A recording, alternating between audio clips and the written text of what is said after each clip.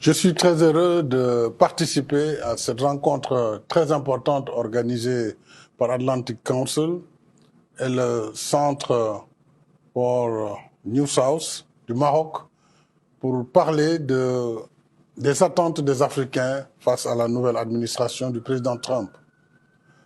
Je dois dire que pour le continent africain, il serait important de présenter l'Afrique dans son visage réel, qui est un visage d'un vaste continent de 30 millions de kilomètres carrés, avec aujourd'hui une population de 1,4 milliard d'habitants, projetée à 2,5 milliards en 2050. Donc c'est un marché énorme qui, avec un partenariat diligent et gagnant-gagnant, devrait permettre de développer des opportunités, de développer de la richesse et d'avoir une prospérité partagée. Je crois que l'Afrique a des ressources importantes. L'Afrique a des défis, c'est clair.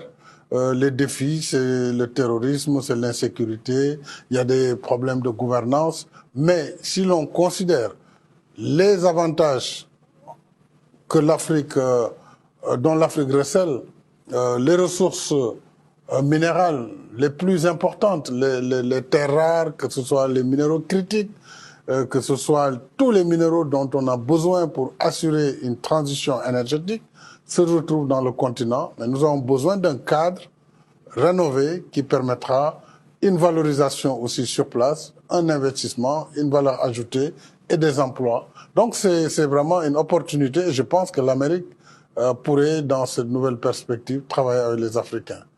Et surtout, regardons le global picture, c'est-à-dire l'Afrique d'ici 20 ans, d'ici 25 ans.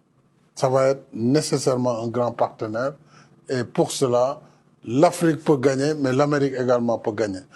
L'Afrique n'est plus dans une perspective de tendre la main. On n'est plus dans une logique d'aide publique au développement, puisque l'aide ne peut pas apporter les réponses attendues par les Africains. Parce que d'abord, l'Afrique est trop grande pour dépendre de l'aide. Sa population est trop grande et très jeune pour dépendre de l'aide.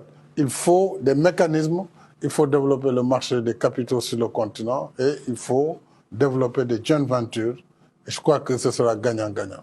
Voilà le message d'espoir que moi j'aimerais donner à l'endroit de la nouvelle administration Trump et le message aussi que les Africains attendent de cette administration.